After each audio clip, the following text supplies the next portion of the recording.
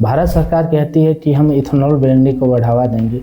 E85, E20 और E10, E90 ऐसे तमाम प्रकार के पेट्रोल में मिलावट कर इथेनॉल को प्रदूषण कम करेंगे, किसानों को बढ़ावा देंगे, ऐसे बात सरकार कहती है। तो इसके पीछे क्या कारण है, क्या हो रहा है इथेनॉल ब्लेंडिंग में, किसानों की समस्या का समाधान हो रहा है या फिर पानी का क्या खर्च हो रहा है इथेनॉल ब्लेंडिंग में, यह सब पे आज हम बात करेंगे। नमस्कार, राजा साहू नाम है मेरा और आप देख रहे हैं CG30 न्यूज। इथेनॉल ब्लेंडिंग को लेकर भारत में दो विचार सामने आते हैं। पहला विचार कहता है कि भारत सही दिशा में जा रहा है, इथेनॉल आएगा तो आयात में जो तेल की आयात है अन्य देशों पे निर्भरता है, युद्ध संकट में जैसे किल्लत हुई वैसा किल्लत नहीं होगी। दूसरा विचार कहता है अगर पानी की खपत ऐसा बढ़ रहा है, पानी की खपत इथेनॉल ब्लेंडिंग में लगातार बढ़ रही है, तो जब पानी की खपत बढ़ेगी तो समस्या देश की जो सूखा है वो और ग्रसित होगी इन लोग सूखा से। क्यों होंगे? क्योंकि विचार दूसरा कहता है कि सबसे महत्वपूर्ण है इथेनॉल, ठीक है महत्वपूर्ण हम मान रहे हैं, लेकिन उससे भी ज़्यादा महत्वपूर्ण है पानी की समस्या। सबसे पहले समझते हैं कि सरकार ऐसा क्यों चाह रही है कि पेट्रोल में अधिक से अधिक इथेनॉल मिलाया जाए। तो देखिए, भारत में जो तेल है वो विदेशों से आयात किया जाता है। इसमें लाखों करोड़ों रुपया हर साल सरकार की बजट से खर्च किया जाता है। सरकार का कहना है कि अगर हम इथेनॉल ब्लेंडिंग पे काम करते हैं और इथेनॉल को बढ़ावा देते हैं, E85 जैसे जो अभी वर्तमान में लॉन्च की सरकार दिल्ली जैसे शहरों में, ऐसे E85 पूरे भारत देश में लागू करते हैं तो इससे हमारा आयात जो तेल का निर्भर है अन्य देशों पे ये कम होगा। तो सरकार का ये कहना है। लेकिन मैं आपसे पूछूं कि इथेनॉल की बात करती है सरकार, 1 लीटर, जरा कल्पना कीजिए कि 1 लीटर इथेनॉल बनाने में कितना लीटर पानी लगता होगा। 1 litre, 2 litre, 3 litre, 100 litre, 500 litre, 500 litre भी नहीं, हजारों लीटर। ये बात सुनकर शॉक हो जाइएगा आप। अगर मैं आपको रिपोर्ट बताऊं तो रिपोर्ट कहता है कि अगर 1 लीटर जैसे गन्ना से बनाया जाए इथेनॉल तो 2600 से 3600 फ्रूट प्रिंटिंग इथेनॉल बनाने में पानी का खर्च होता है। चावल से बनाने में लगभग 10,000 लीटर का पानी का खर्च होता है। और आप ही बताइए, भारत जैसे पानी कहा जाता है कि भारत में जब सूखा आता है तो कई इलाकों में पानी की कमी हो जाती है। तो भारत की सरकार बात कर रही है इथेनॉल ब्लेंडिंग पे, पेट्रोल में अधिक से अधिक इथेनॉल मिलाया जाए और इसे पूरे देश में लागू किया जाए, लेकिन वही समस्या हमारे दूसरी तरफ है सूखा का।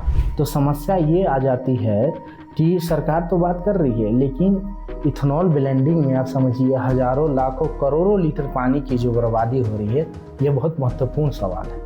हालांकि इथेनॉल का मतलब ये नहीं कि ये बुरा ही है, इससे कुछ फ़ायदा भी हैं, जैसे कि प्रदूषण में कमी होता है, किसानों को फ़ायदा होता है, विदेशी मुद्रा कोष में भंडारण जो है उसमें कमी आती है। अगर हम आयात कम करेंगे तो हमारा पैसा जाएगा नहीं बाहर, हमारा पैसा नहीं जाएगा तो डॉलर के मुकाबले हमारा पैसा का वैल्यू बना रहेगा। ये सरकार का और एक विचार का लोगों का कहना है।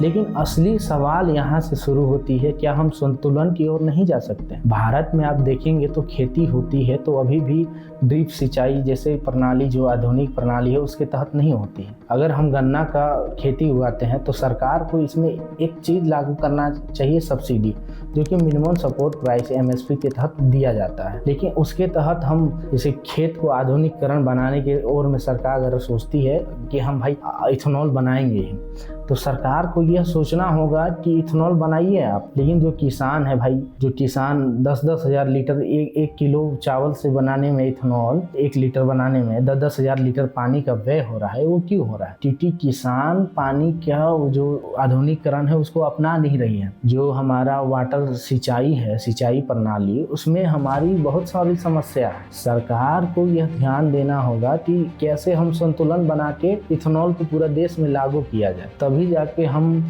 संतुलित की ओर जाएंगे, विदेशी मुद्रा भी मजबूत होगा, साथ में साथ हमारा जो संकल्प है E85, E100 का वो भी पूरा होगा। उसको पूरा करने के लिए हमें संतुलन की ओर बढ़ना होगा। क्यों बढ़ना होगा? क्योंकि संतुलन की ओर मान के चलिए 10,000 लीटर पानी चावल से बन रहा है, गन्ना से जब कहा जाता है 3500-3600 लीटर पानी की खपत हो रहा है, तब जाके 1 लीटर इथेनॉल प्रिंटिंग के तहत बनाया जा रहा है। इसके पीछे अगर हम सिंचाई सुविधा में किसानों को आधुनिकीकरण से जोड़े तो यह होगा कि जो पानी 10,000 लग रहा है वो भाई 1,000 लगेगा। जो गन्ना में 3600-3500 लीटर पानी लग रहा है वो भाई कम होके लगभग 500 लीटर लगेगा। इससे क्या होगा? इससे होगा 2 फायदा। फायदा नंबर 1 होगा कि हमारे जो अन्य देशों पे निर्भरता है वो कमेगा ही। दूसरा फायदा होगा किसानों को फायदा होगा। किसानों को फायदा होगा भाई वो आधुनिकीकरण खेती की तरफ जाएंगे। जब आधुनिकीकरण खेती की तरफ जाएंगे तो उनको लाभ भी मिलेगा क्योंकि उत्पादन ज़्यादा होगा। तीसरा फायदा होगा कि हम जो सूखा, कई इलाका भारत में अभी भी सूखा से जूझ रहा है, उसमें कमी होगी। समझिए आप बात को। अब फैसला आपके हाथ में है।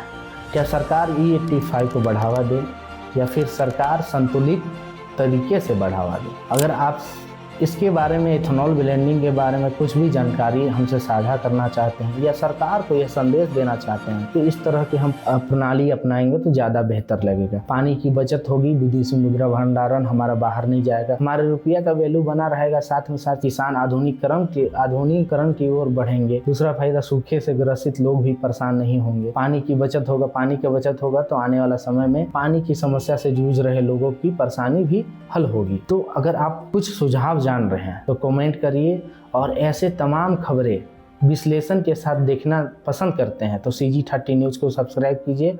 मेरा नाम था राजा साहू और आप देख रहे थे राजा साहू की छोटी सी रिपोर्ट।